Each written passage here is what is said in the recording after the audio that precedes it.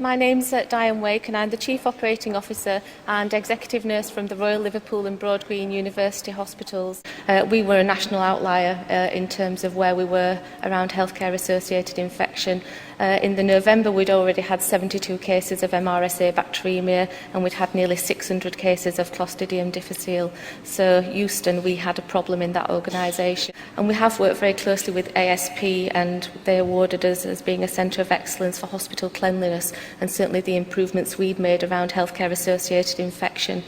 And we have hosted several events from visitors across Europe, the Middle East and Africa. From a C. diff point of view, we had nearly 600 cases at the latter end of 2007-8, and as you can see, last year we had 55 cases of C. diff. Still a long way to go, and this year our trajectory we know is going to be incredibly challenging. We're to have no more than 35 cases of C. diff. It is really very punitive this year in terms of healthcare-associated infection, so I'm sure most of you are aware that if you have an MRSA bacteremia, you will not get paid for that patient's episode. If we go over our 35 cases of C. diff, we will be fined £50,000 for every case of C. diff that we have within the Trust, plus not paid for that patient's episode of care. So I think financially it is quite sobering. See some of the impact that we had in terms of reducing lost bed days. In the previous year, we'd lost 1,770 bed days due to norovirus and CDT. When we started cohorting and just partial year effect of opening the isolation ward, we only lost 418 bed days.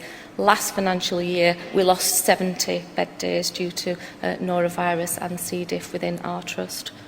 And there was also a lot of research with the pillow in the fact that the pillow is a vector for infection.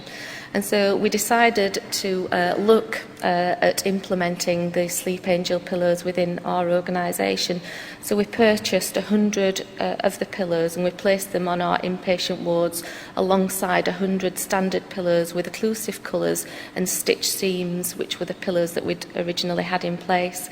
And after 3 months, all of the pillows were withdrawn from the wards and we sent them for microbiological analysis.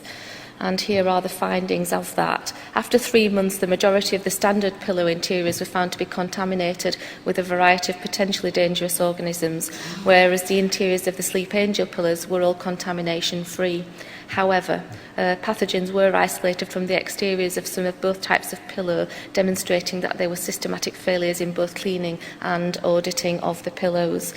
And an additional finding was that whereas 60% of the standard pillows had failed mechanically by 3 months, none of the Sleep Angel pillows had failed at all, indicating potential cost savings associated with the adoption of the Sleep Angel pillow. And for us, that was enough. We withdrew all of the substandard pillows from our organisation and we purchased Sleep Angel pillows for all of our inpatient areas. And again, they are working very well. We audit them with our mattress audits, and again, that is something that I would recommend putting in place within your organisations if you've not already done so.